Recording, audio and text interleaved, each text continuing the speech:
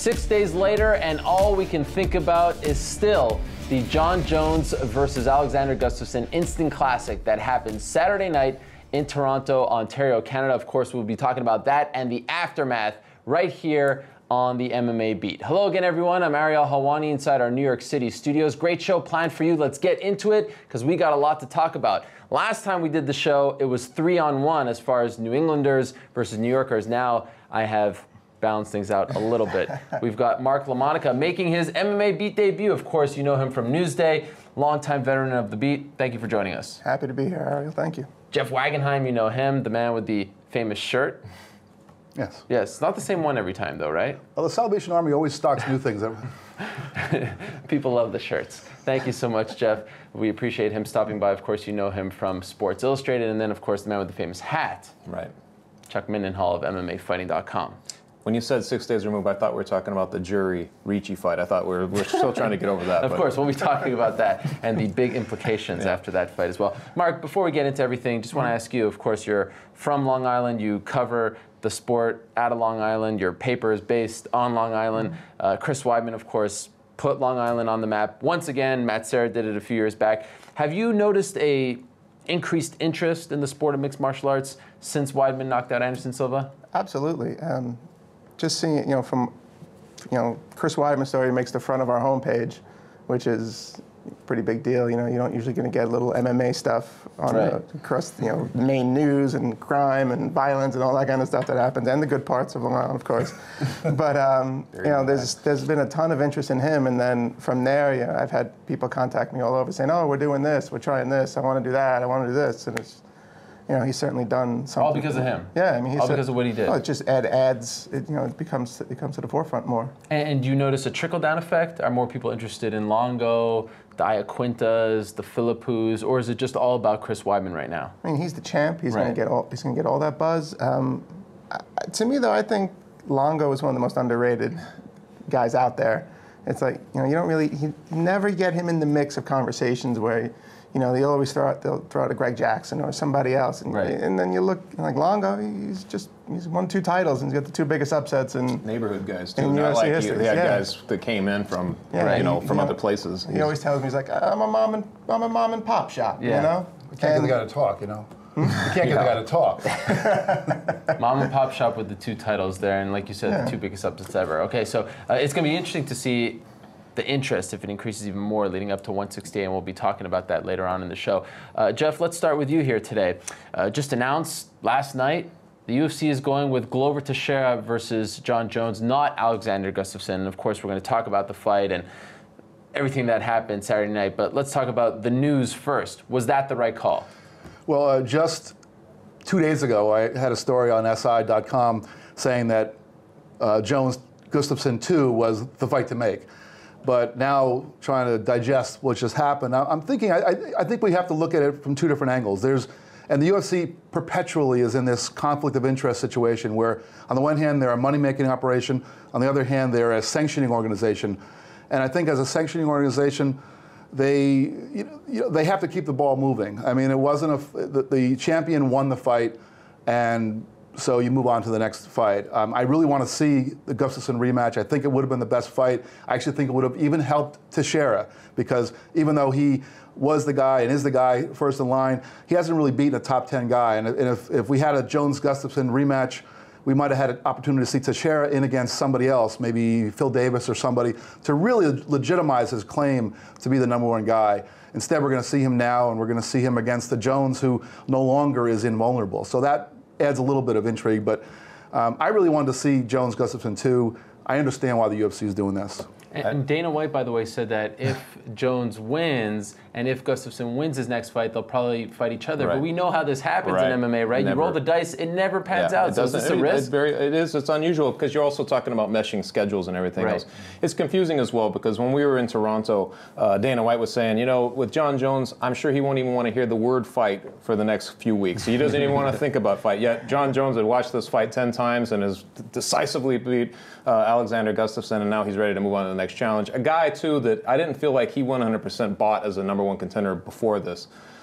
There's a lot of weirdness there. I mean, it seems to me like there's, you know, whatever he saw in watching the tape, maybe he just doesn't want to play it back this soon. Maybe the UFC thinks, maybe they've had a discussion. They think, you know, we could build this thing a little bigger.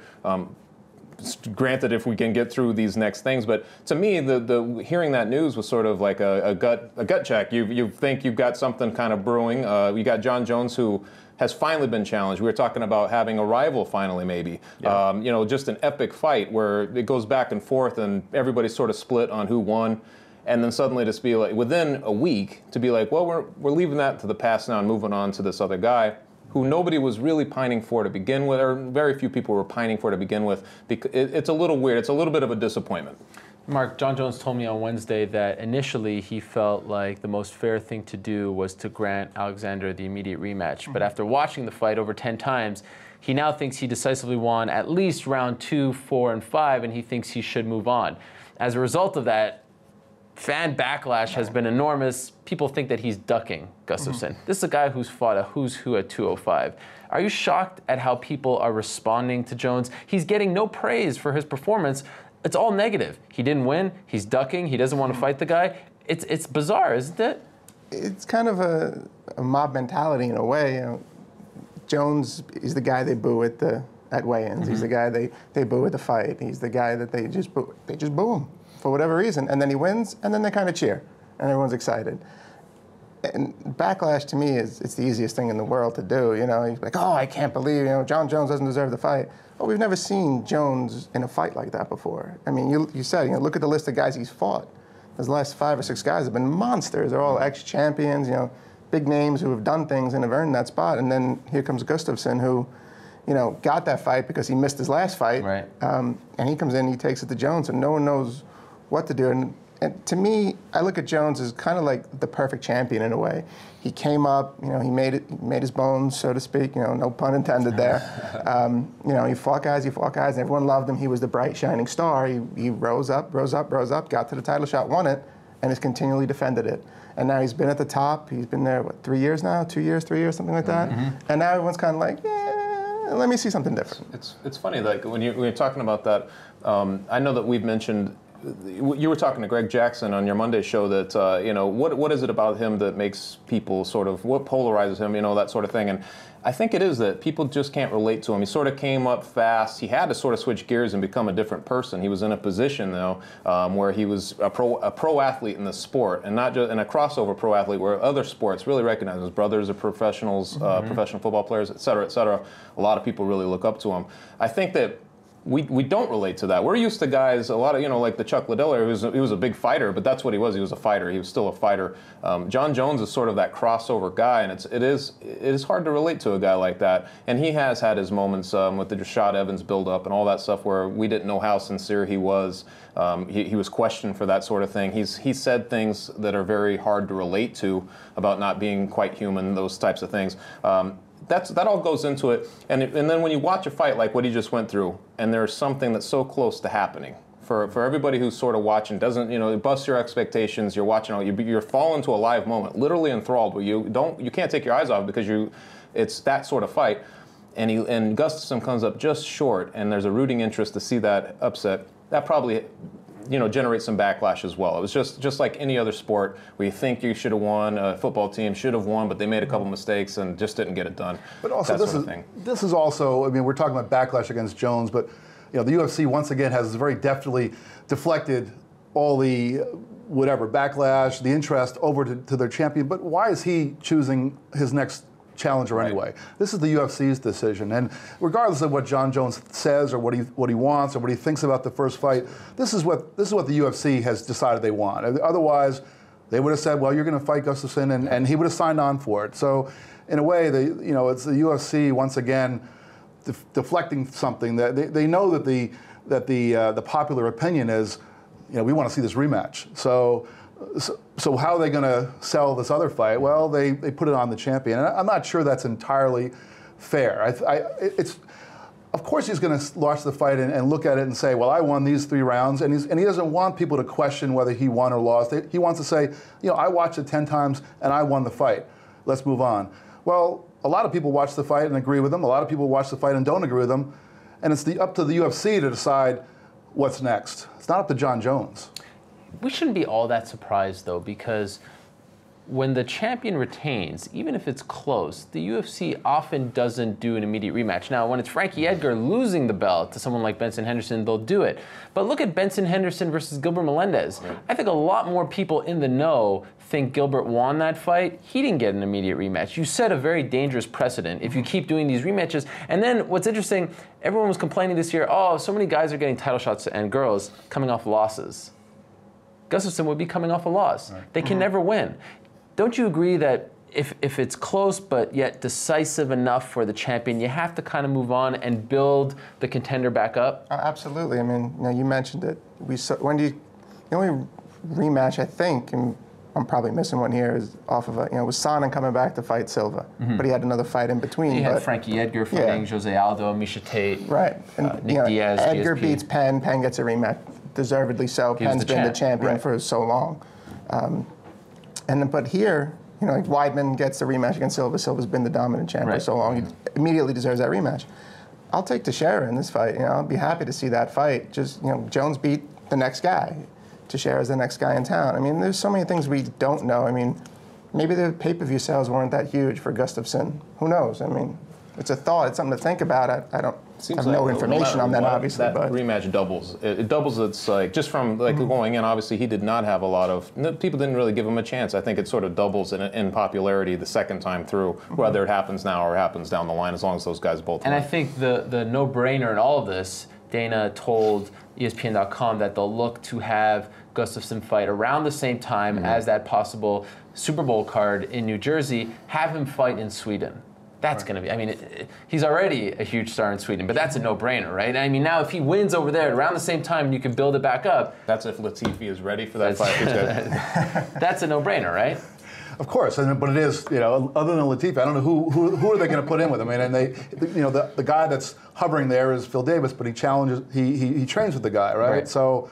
I have it all figured out. Oh, you got it. I have it all figured out. I thought about it. I should have, yes. I have it all figured out. Put on your maestro, your hat. So Daniel Cormier, and by the way, I've been banging the Cormier drum here for a while, but now I feel like there's a fresh coat of paint on the 205 division, and he's going to have to wait a little bit, and I'm not quite sure if he minds all that much. Cormier, win or lose that fight against Roy Nelson, he drops down, gets kind of a new life at 205. He fights Phil Davis, who some people thought he lost to Lyoto Machida. So it's kind of a win or lose, win or lose.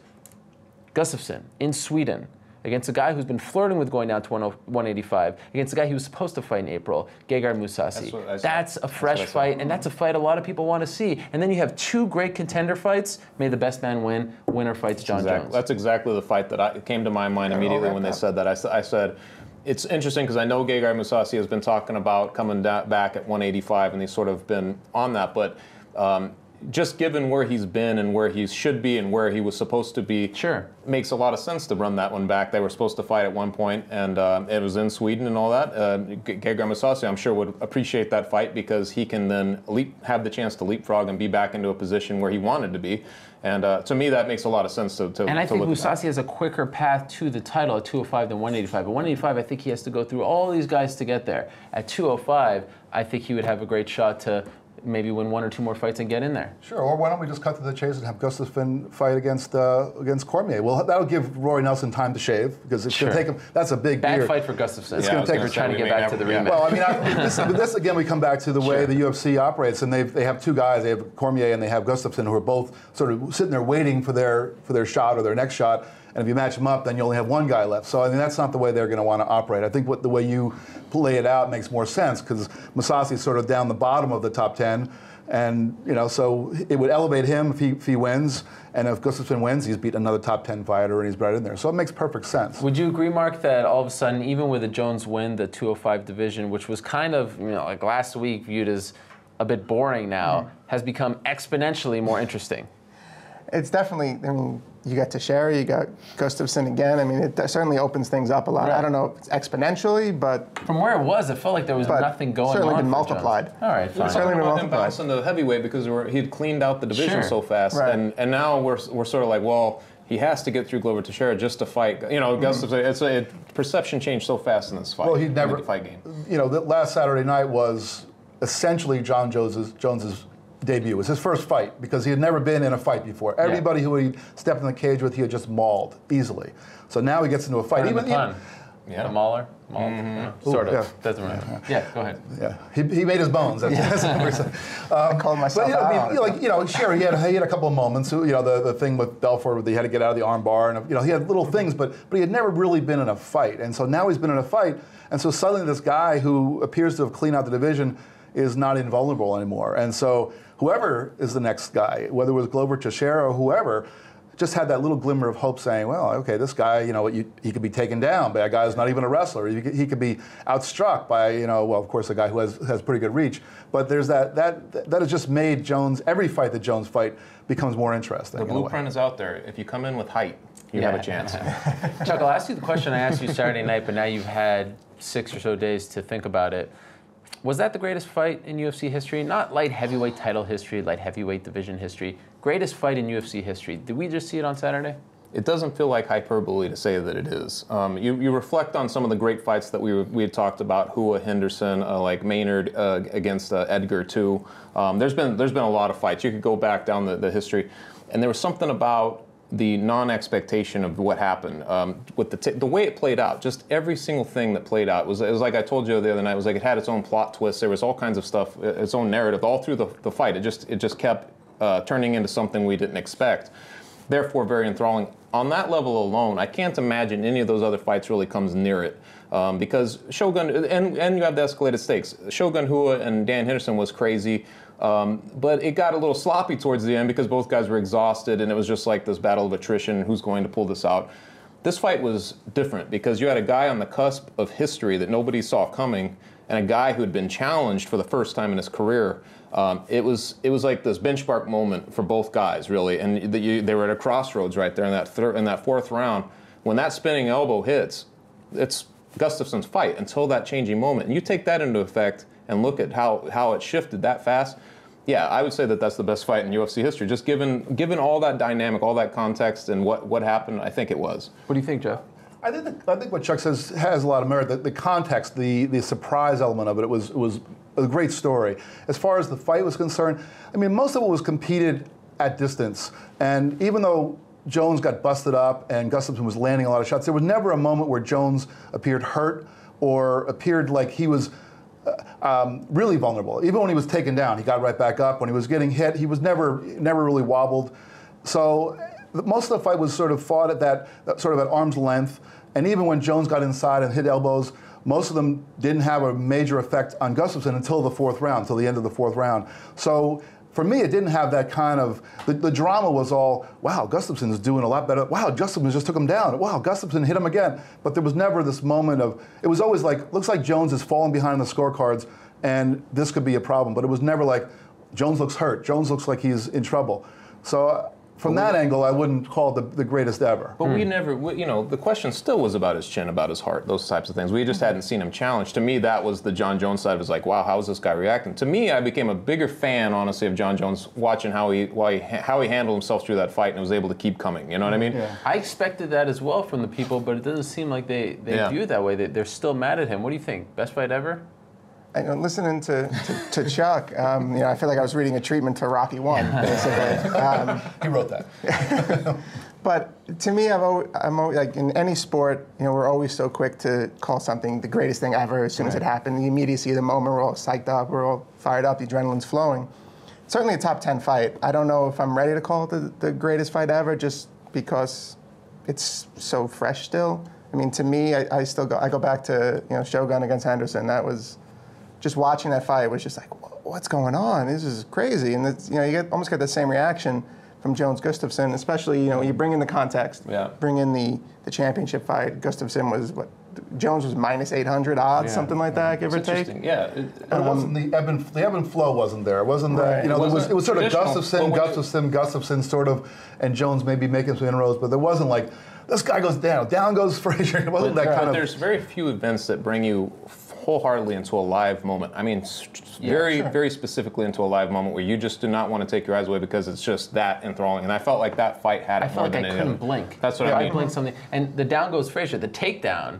A little different. Yeah, the takedown, and then Jones comes back and wins the second, and then the elbow, Gustafsson wins the third, and then the shots that Gustafsson took in the fifth, and still he couldn't go down. He still couldn't go down. It was amazing to watch him, plus the stakes involved, and because of what Jon had at stake as far as the record, the title, I give it the nod for best fight ever, but you're right. I mean, sometimes 6 days later is not the best time to vote on. We'll come back in December and we'll talk about it again. And the sport is so full of people who do jump to those. That was the best fight. In 10 seconds. Well, you can't also, the entire context of the fight, you can't judge the fight until you actually watched Jones practically being carried out of the cage. Yeah, that's true. And because I kept watching and saying, Jon looks like he's plodding. He doesn't look like light on his feet. Like, there were moments in the fight where he didn't look kind of athletic like he usually does. Well, he practically was carried out at the end, so that's why. And the fact that he was able to perform as he did, considering what his condition as he was being taken out of there, it was an impressive fight by both guys, and both guys fought. It was a beautiful fight in a lot of ways.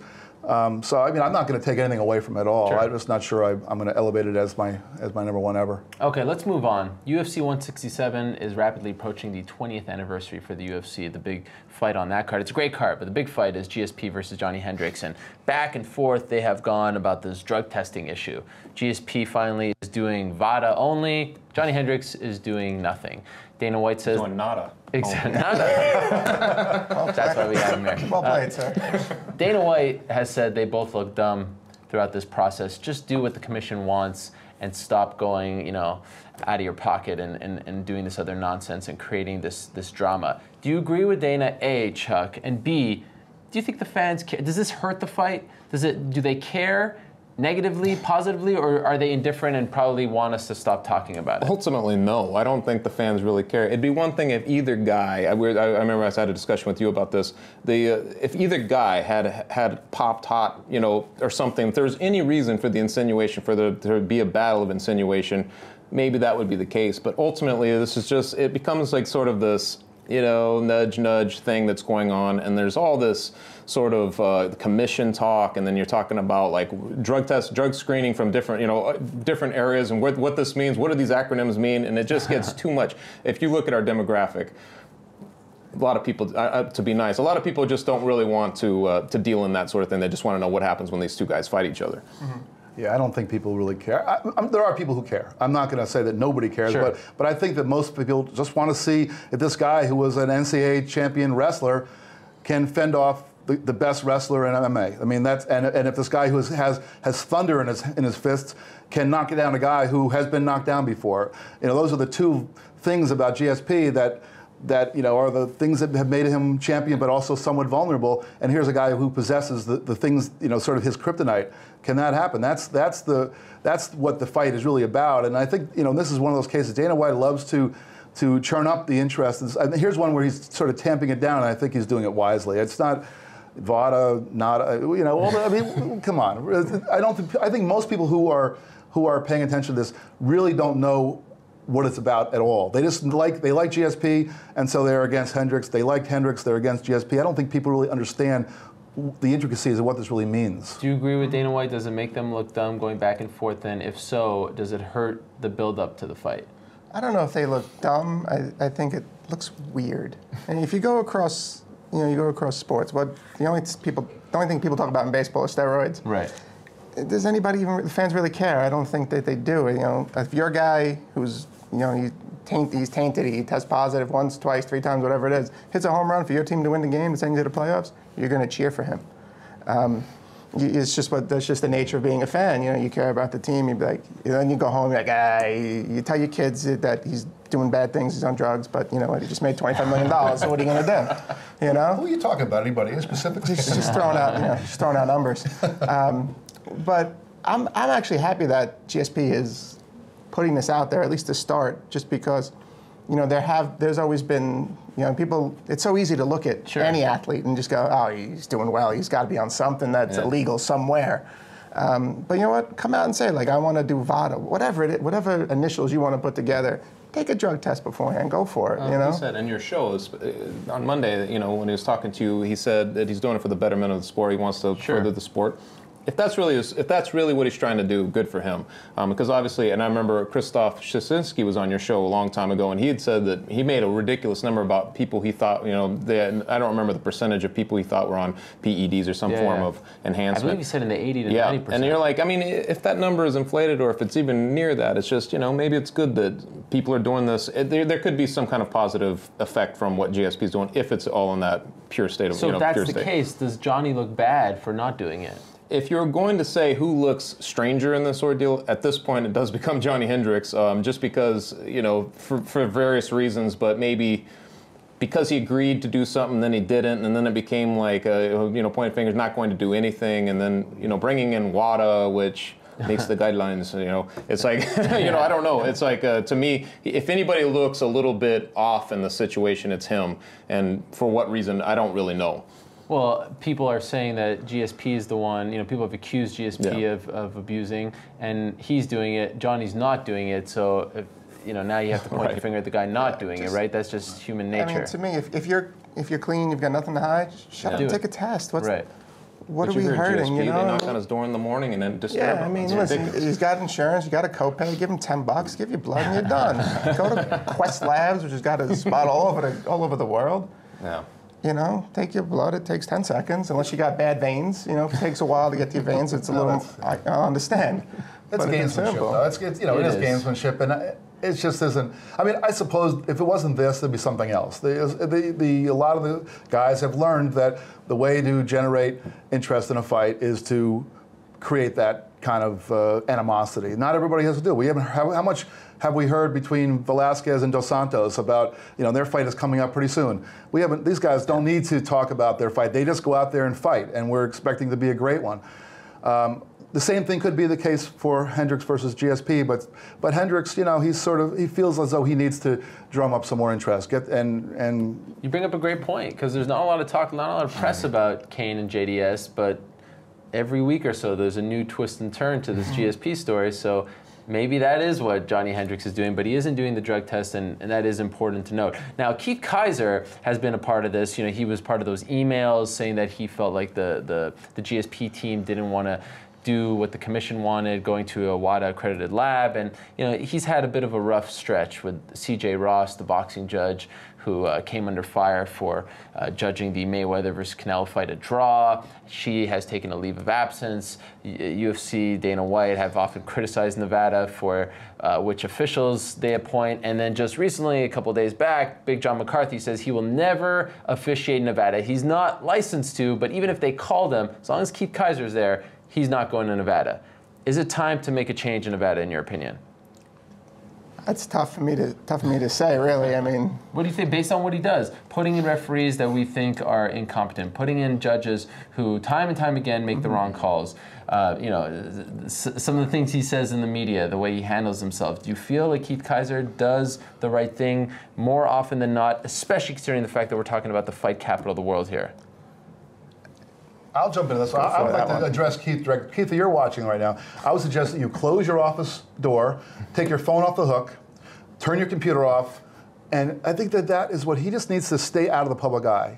He's a bureaucrat. He's supposed to be administering his athletic commission. He doesn't need to be out there grandstanding and giving his opinions, and this is just not his job. And he ends up looking bad no matter what he does. Even if he did the right thing, he would look bad just by opining on things that he doesn't need to be offering his opinion on. And obviously, he's under the microscope because of the big Mayweather fight and that horrible judging. But that's not the first time that there's been bad judging in Vegas for boxing or for MMA.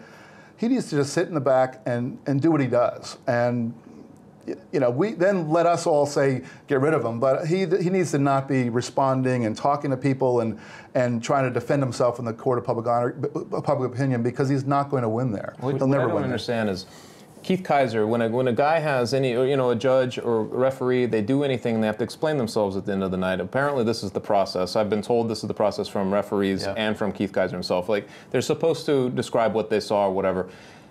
There's so many times there's a controversy that sort of brews, and we hear at the UFC, obviously Dana White is not going to hold it back any punches. He's going to tell it like he saw it. But I don't ever feel like you really catch criticism, like where he really says, yes, there was a problem in this one. I feel like he'll defend his guys almost defiantly. He'll defend what happened defiantly. I do feel like there's a defiance there, which is really strange. You want to have a guy as your back, but at the same time, you got to use common sense in a game where anything that goes, what dangles in the balance of this whole thing, if something goes wrong, is an entire industry. If something goes wrong and a referee steps in very late and a guy takes one too many punches, that shifts this entire.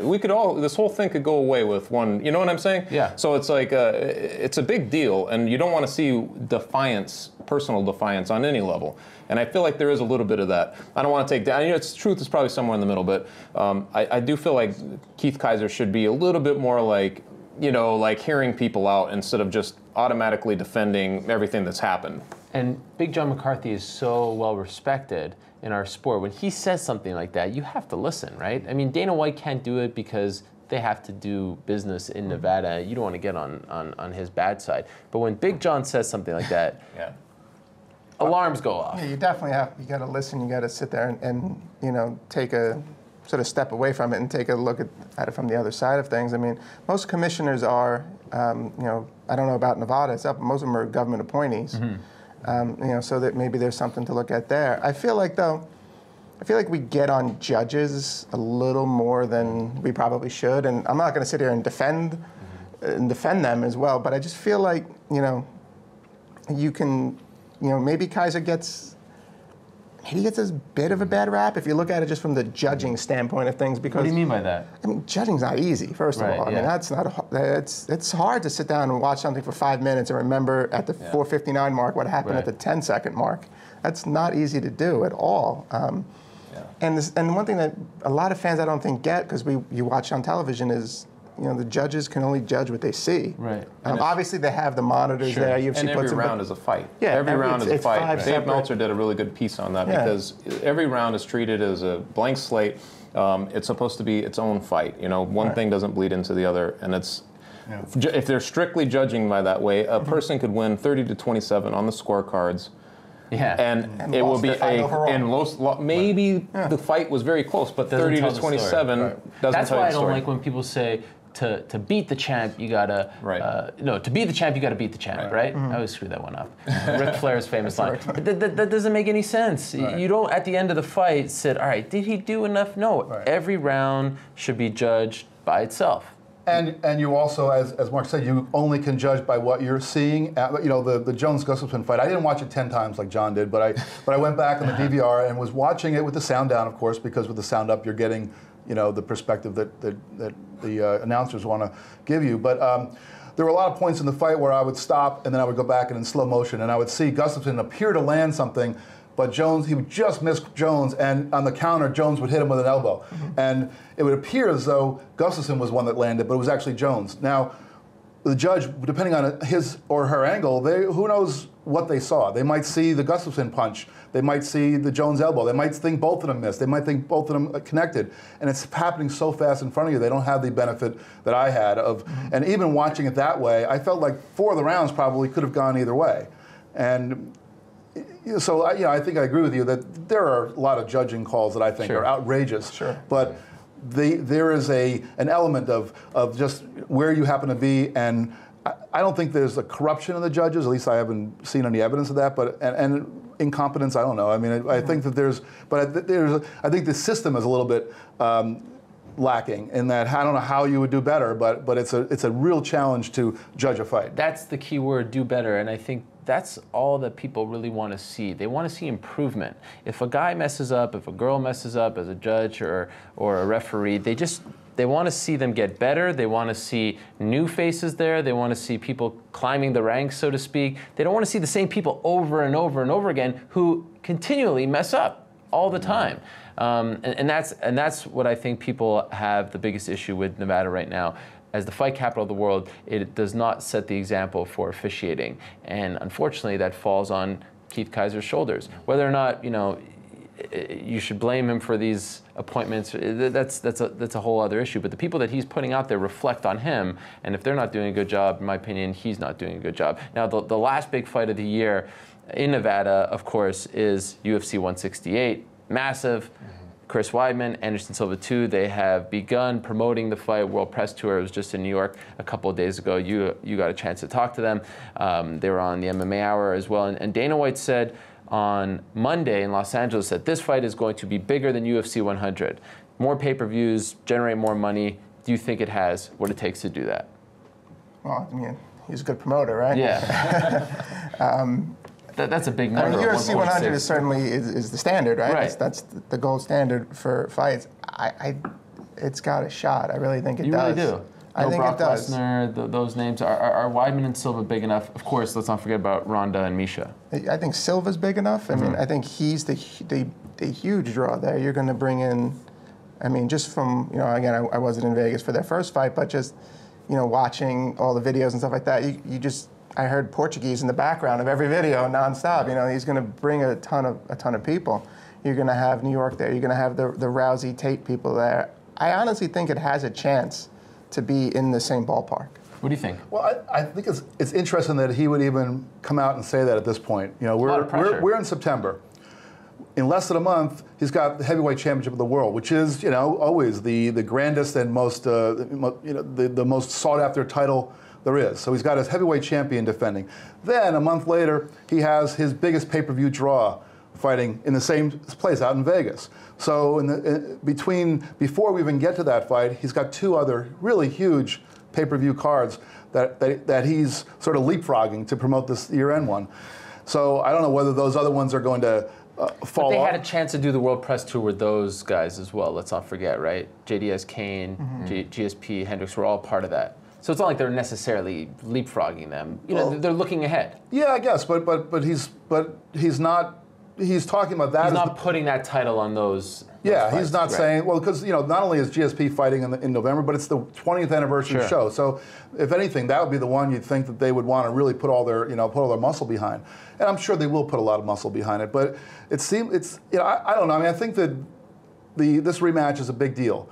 The Rousey Tate thing is a big deal. There's a fight that potentially could be a #1 contender shot for the heavyweight division. So there's some good fights. I don't know that the storylines. I mean, is the Tate Rousey storyline is already being played out. So I'm not sure whether the culmination of the fight is going to be the culmination of that. I'm not sure. Weidman and Silva are both pretty gentlemanly about it. Yeah. And so as much as I respect that, and as a viewer, I don't care about guys ragging on each other. I like guys just getting in there and fighting. I think that when you're looking at as a business and pay-per-view, there is an element of that that other stuff, the dirty stuff that really sometimes needs to be there. Let me ask you this: did Dana White say he would jump off any buildings if they broke that one point? Not yet. Well, let's get that out of him. But I don't really see how it does, because when you really look back at what that card is versus this card, it was Brock Lesnar, who had been selling. Well, he had a huge crossover appeal. He was a monstrosity. People wanted to see what he was going to be able to do. He was avenging a loss to Frank Mir. You had GSP, who traditionally does well against a guy at the time who really looked like he was a real challenge in Thiago Alves. I remember at the time I really believed that would be a very close fight, probably come down to the wire. And then you had Michael Bisping and Dan Henderson, which is sort of where the Tate-Rousey thing is at right now. They had built up their back drama just through the show.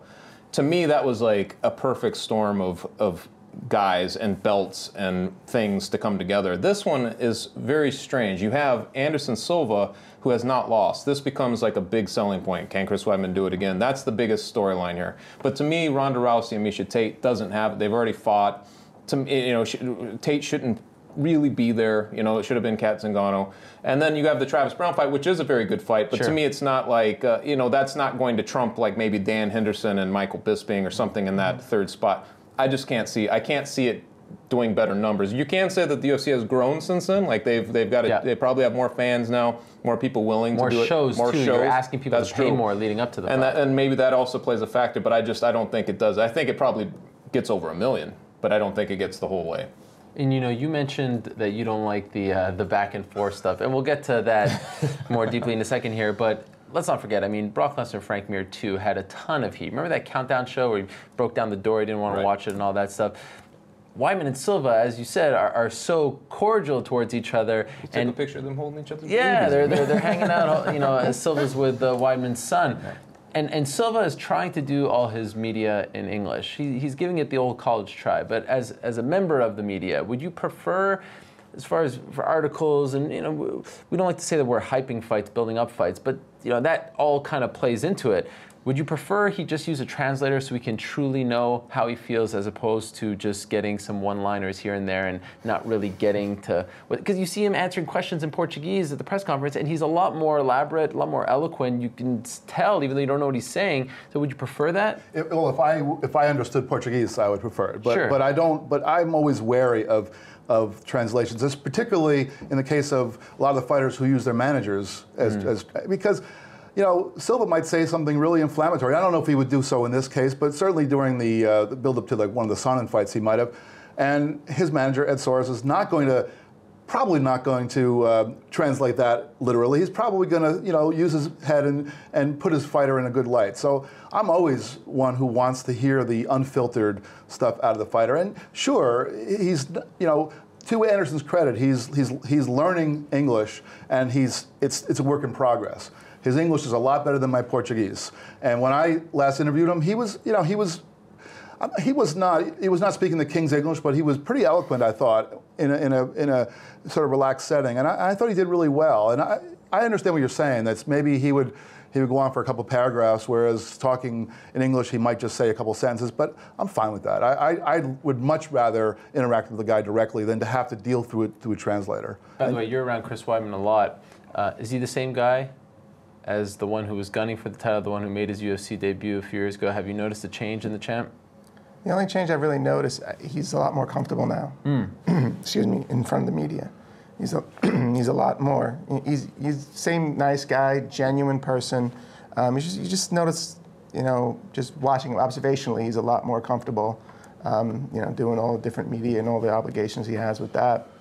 But in regards to Silva, you know, actually I spoke to Ed Soares yesterday a little bit about that issue, because it seemed that Anderson was doing a lot more interviews in English, and he just said it's a matter of comfort level. You know, some days you catch him on a good day, some days you catch him on a bad day.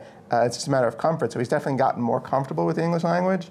But you know, one of the things that I've spoken to a number of people, not language professionals, but just anecdotally, sure, who've told me that, you know, when you're learning English as your second language, it's actually normal to say it's normal or it's typical. So I know we all jump on him like, oh, it's normal, it's typical, because he always says it. But you know, anecdotally, that's not uncommon for them to, you know, to talk that way. I mean, you'd love to converse with him in English nonstop, just because you feel like you're getting a more natural answer. But to me, I'll take what we can get, really. Sure. It's particularly with Silva, like, he doesn't really like doing press in general. He just, that's something that's comes with the job, but it's a reluctance on his part to even have to do it. It's really interesting because he loses, and now he has to. So he doesn't have a say in it. He has to go do these things, and you know, it's probably a lot harder for him to get up for these types of things. And he probably does have new motivation in him, and he probably is trying to turn over a new leaf a little bit. So I think you're probably catching a lot of that going on. His motivation to win the belt, probably he'll have to do less media afterwards. Yeah. Okay, let's end on this. Ultimate Fighter still going strong. How about that build-up to the Roxanne fight on Wednesday night? You were all over it. No fast-forwarding. The last time I was on here, you ridiculed me for fast-forwarding through all the drama. So last night, while I was cursing you the whole time, I watched about half of the drama leading up. Yeah, and then I was I didn't want to watch the whole thing, but I watched, and you know, I understand that it does add to some of the drama, but in the end, and I will say this. Okay. The reason why I started fast-forwarding through this stuff was probably more in past seasons where there was a lot of just stupidity in the house when people were getting into fights and knocking each other and, you know, throwing stuff all around. There hasn't been that, at least from what I've been watching. So I'm happy to watch some of the, you know, the storylines, the human interest stuff. That's fine. I just don't want to watch I don't want to see Jersey Shore and then with a fight at the end. That's just not what I'm interested in. Soon you won't even fast forward the commercials. Yes, you don't want to miss anything. No. That's forget about that. Absolutely not. No. But I cursed you the whole time that I was sitting there watching that stuff. Well, thank you for thinking of me throughout the process. Great stuff, guys. Thank you for joining us. Great debut. Really appreciate it as always. And now it is time to hear from all of you. Let us know in the comment section below what you think about the Jon Jones Glover Teixeira fight. Did you want to see the rematch instead, or do you understand what the UFC is doing here? Of course, UFC 167 coming up, 168. And what do you think about Keith Kizer? Love to hear from you as well. Let us know in the comment section below, and we will be back next week because we're not on the road for a UFC event, so how about that, 2 weeks in a row?